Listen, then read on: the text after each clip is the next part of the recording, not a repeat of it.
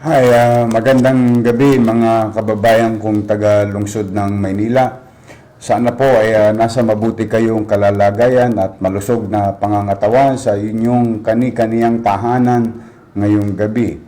Oras na po ng curfew at akin pong paulit-ulit na panawagan ay din po natin ang panawagan ng national government, yung ating ECQ, curfew at social distancing, sapagkat mga kababayan, nandito tayo muli sa City Hall upang ipaalam sa inyo ang update na mga nagpositibo na naman sa ating lungsod ng Maynila ngayong April 11 as of 5 p.m. mga kababayan. Maya-maya po ay i-update ko kayo do sa mga kinausap natin na mga pasimuno ng sabong sa sementeryo. But before that, I would like to give first the most important reason why we're having this type of crisis, itong COVID-19. Sa Maynila po, 14 na naman po ang bagong nagpositibo sa COVID-19 virus. Ang total na po natin ay 305 na mga tagalungsod ng Maynila na mayroong COVID-19. At nadagdagan na naman po tayo ng 30 PUIs, patuloy na paglobo at paglaki ng mga positive sa COVID-19 at mga posibleng nahawa. Ang total po sa lungsod ng Maynila ay 473. Mga kababayan, kung inyo pong titingnan ang national list ng ating DOH, no? Napakalaking porsyento po noon ay nanggagaling sa lungsod ng Maynila. Kaya po mga kababayan, kanina nga po nag-ikot ako sa Tondo dahil isa ito sa pinakamalaking tinamaan ng positibo ng COVID-19 virus carrier at katulad din sa Sampaloc, mga kababayan. Kaya hindi po ako magsasawang magpaalala sa inyo na talaga naman, kailangan natin magkaisa. Alam ko po, pagod na po kayo. Alam ko po, naiinip na po kayo. Lalo po ngayon, summer, Abril, lalong iinit ang panahon. Konting tiis na lamang po. Huwag natin ikipit balikat itong ating sitwasyon na krisis na kinakaharap ng ating lungsod, ng ating bansa at ng ating mundo. Nasa inyo pong mga screen, mga kababayan, ang listahan ng mga lugar kung saan may positibo. At aking panawagan ay patuloy kayong mag-ingat. Iwasan po natin yung mga hindi naman mahalagang bagay na gagawin sa labas ng kalsada. Kaya po mga kababayan, ayan po ang ating update sa COVID-19. At nais ko pong ibahagi na yung kaninang binuksan natin na tulong din natin para magkaroon pa ng espasyo at patuloy na mai-contain yung mga PUIs.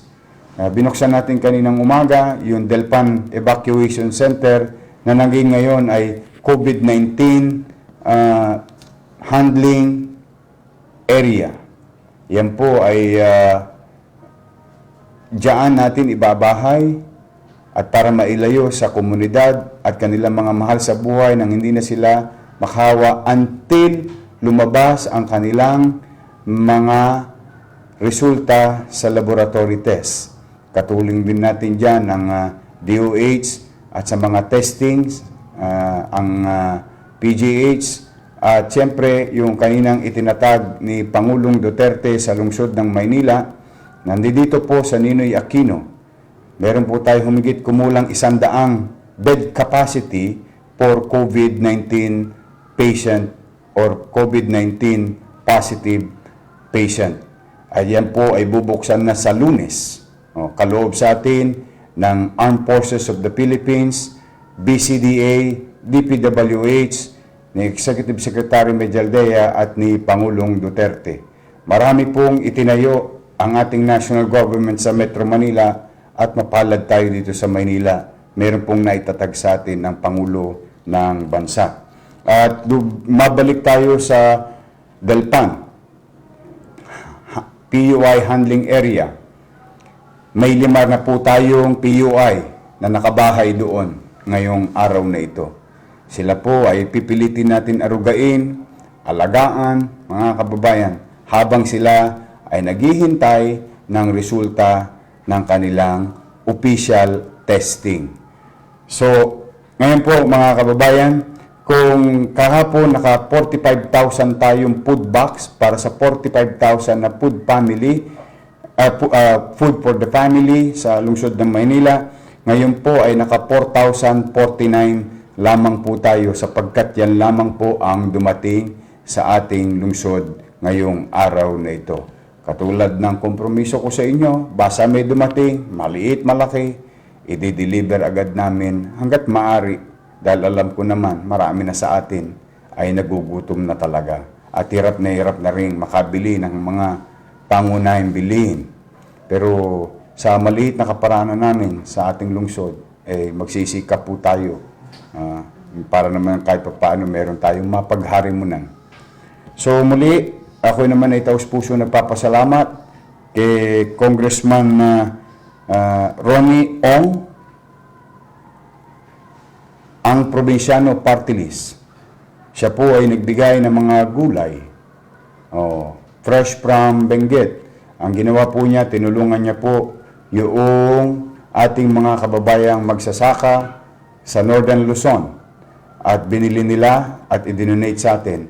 Ipadadala ko po yan, ang billing ko kanina kay Direktora Re Pogoso ng Manila Social Welfare Development.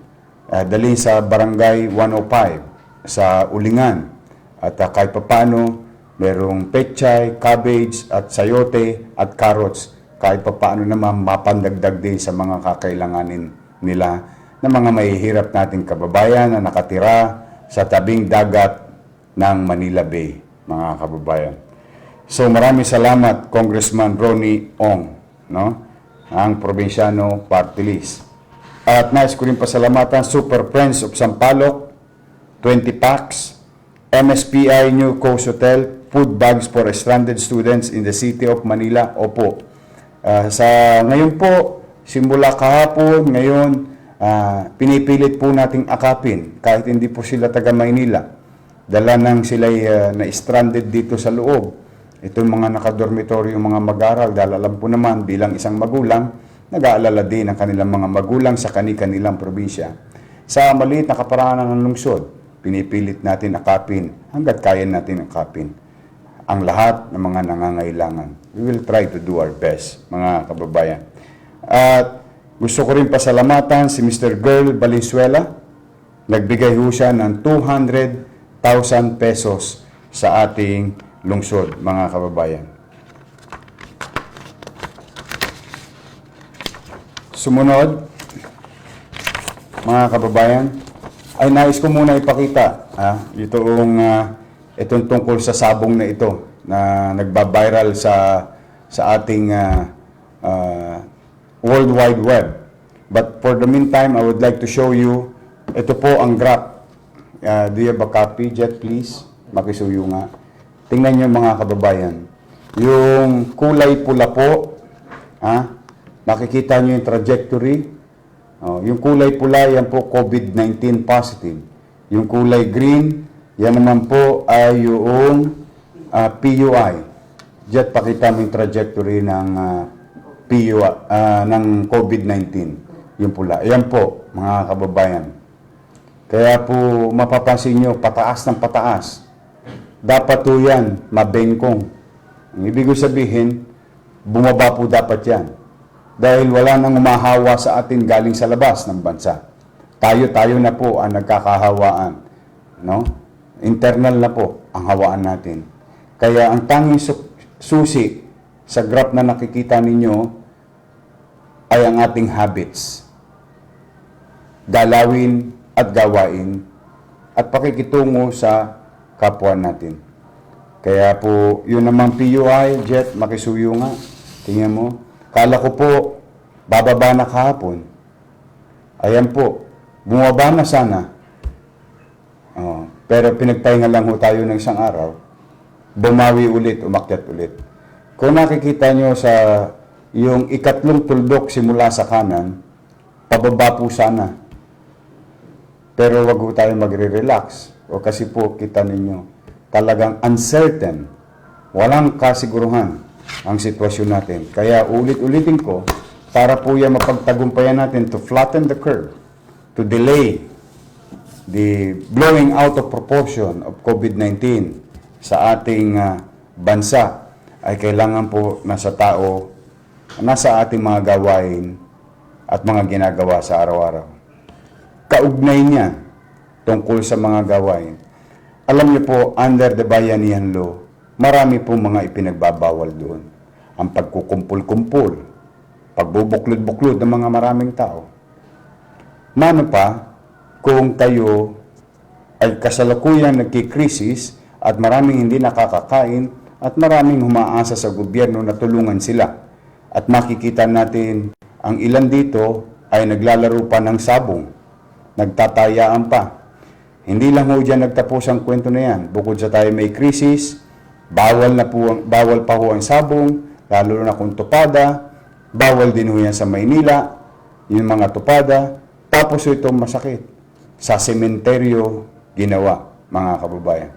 Kanina, ako po ay nanawagan sa inyo, kaninang umaga, at binibigyan ko ng pagkakataon sa loob ng 48 oras na sila ay magpaliwanag sa lungsod ng Maynila sapagkat naniniwala po ako na kailangan nilang magpaliwanag sa ating mga taga-lungsod ng Maynila. Dahil marami sa ating mga taga-lungsod ng Maynila ay nahihimlay ang kanilang mga mahal sa buhay sa sementeryo. Imagine ninyo na ang puntod ng inyong anak, puntod ng inyong kapatid, kuya at ate, tatay at nanay, lolo't lola, ay nasa ibabaw niya ay tarik ng manok at mga paa ng mga talipandas na ito. At hindi pa rin ho dyan nagtatapos ang kwento. Ginawa pa ho nila Biyernes Santo. Ako ay nagpapasalamat sa isang concerned citizen na nagpadala sa atin ng CP, ng video at picture ng mga ito. At napatunayan natin na sila ay bahagi ng isang barangay sa isang syudad na ating kapitbahay, ang City of Caloocan. Kanina po, ngayon po ay nais kong sa mga taga-Caloocan, taus-puso po ang aking pasasalamat kay Mayor Oka Malapitan sa mabuting kalooban ni Mayor Oka Malapitan at koordinasyon ng inyong pamahalang lungsod. Ngayong gabi na ito ay tumugon na sa panawagan ang mga barangay official na naririto. Christopher Fernandez de los Reyes. Sino to? Ronnie Ignacio. Ito yung mga nakahuyo sa atin, Junior. Nasa huyo na to, di ba? Oh. Ito po ang mga sumuko kanina. Alias Cabron. Pakita ka naman na malusog ka. Oh. Oh. Siya po ay taga Barangay 131, Caloocan City. Oh. At ito mga at-large na mga sumuko na rin sa tulong ni Mayor Oka Malapitan at ni Colonel Dario Minor, ng Chief of Police ng Caloocan.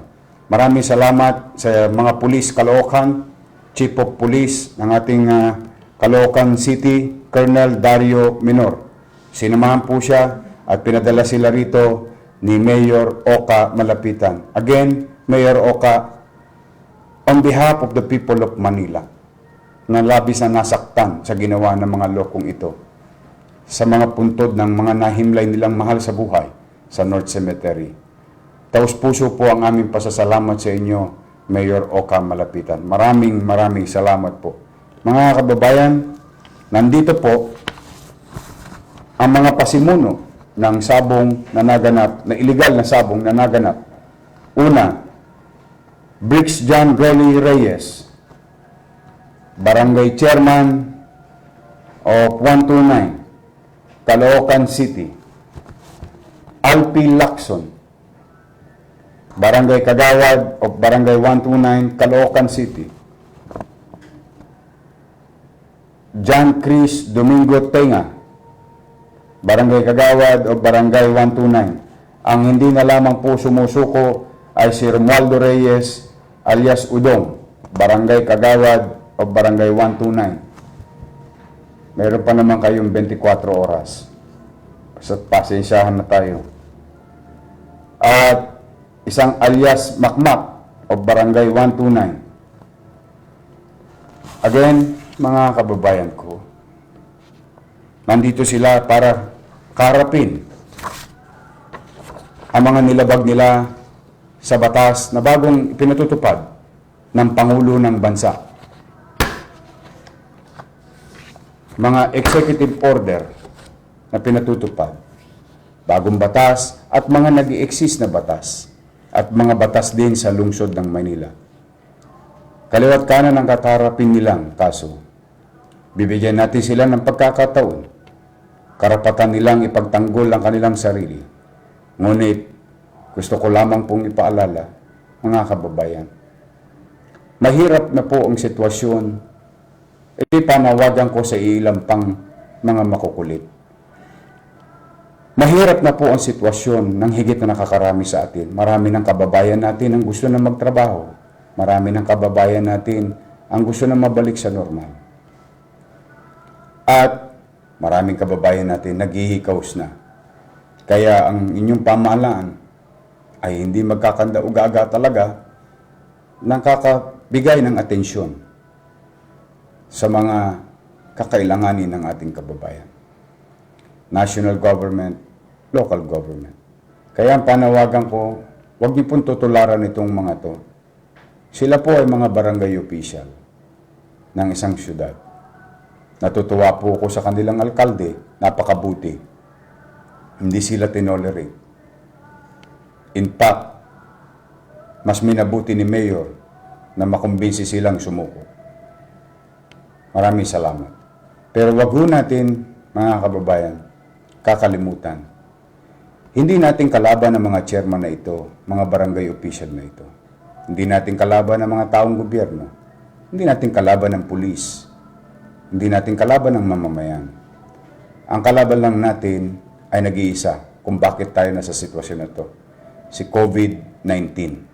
Isang virus na hindi mo nakikita. At minsan pa'y hindi mo nararamdaman. Kaya po'y pinagbabawal ang pagbubuklod-buklod. Kaya maging takdang aral sana to sa lahat. You cannot do it in Manila. No, we will not allow you. Mas bibigyan ko ng atensyon yung tunay na pangangailangan ng tao ngayon. Pero hindi ibig sabihin, sa kabilang banda, kami ay magpapabaya na panatiliin ang kaayusan, kapayapaan at kapanatagan ng mga taong bayan sa lungsod ng Maynila na habang sila'y natutulog, ang kanilang mga kalsada, Iskinita Avenue at Boulevard ay panatag. Nandyan ang ating Manila Police District. Pananatiliin natin ang kaayusan sa lungsod ng Maynila. So muli po, mga kababayan ko taga-lungsod, meron ba kayo sasabihin sa mga kababayan kong taga-lungsod? Meron po yun. Oh, bigyan mo nga ng mikropono. Okay. Ako po si Chairman Briggs Reyes ng Barangay 129 sa Caloocan. Sa mamamayang lungsod ng Maynila at sa inyong mayor, sa mga kapulisan, kami po ay humihingi ng inyong kapatawaran. Pasensya na po sa aming nagawa. Sasabihin ka rin? Ako humihingi ng paumanhin sa inyo, Mayor, sa mga aming nagawang kasalanan. Sa taong bayan kayo Taong humingin, bayan. hindi sa akin. Ang sinaktan ninyong damdamin ay taong bayan ng lungsod ng Maynila. Lalong-lalo na po sa mga tiga Maynila. Salamat. Ako si John Chris Domingo, Barangay Kagawad. Ako po ay humingi ng kapatawaran sa mga taga Maynila. Thank you po. Pasensya na po kayo mga taga Maynila sa aming nagawang kasalanan. Pinapangako po namin sa inyo na hindi na umaulit ang gantong sistema. Pasensya na sa mga taga Maynila. Kaya mga kababayan, Kayo na po ang humusga. What matter most today is that we will continue to govern despite of the crisis, despite of these trying times. Walang sapat na solusyon sa suliranin natin kinakarap. Pero may gobyerno ang lungsod ng Maynila. At ito'y mananatili habang nandito po ako. Hindi ko po kayo iiwan. Magiging kaagapay nyo kami sa lahat ng sandali. Yan ang obligasyon ko sa inyo. Sa maliit naming kaparanan, sa maliit kong kaparanan, tutup din namin ang aming mga tungkulin, inatang nyo sa amin. Kaya po, hanggang dito na lamang po muna, mga kababayan. Bukas i-update namin kayo ulit. Ngayong gabi, nakikisuyo ako sa inyo, kundi man pagmamalabis. Ipanalangin natin sa Panginoong Hesus, sa Panginoon Diyos, na nawa ang may mga sakit hagkan niya ng kanyang kamay, nang sila'y gumaling na. Ang mga nahihirapan, bigyan niya ng kaluwagan sa buhay. At lawak ng pangunawa, isip at damdamin sa sitwasyong aming kinakarap. Sa ating mga taga-Maynila, tayo rin magkikita sa finals. Walang magmamalasakit sa ating mga batang Maynila, kundi tayo rin kapwa batang Maynila. Magandang gabi po. Pagpalain nawa kayo ng poong may kapal. Manila, God first. Maraming salamat.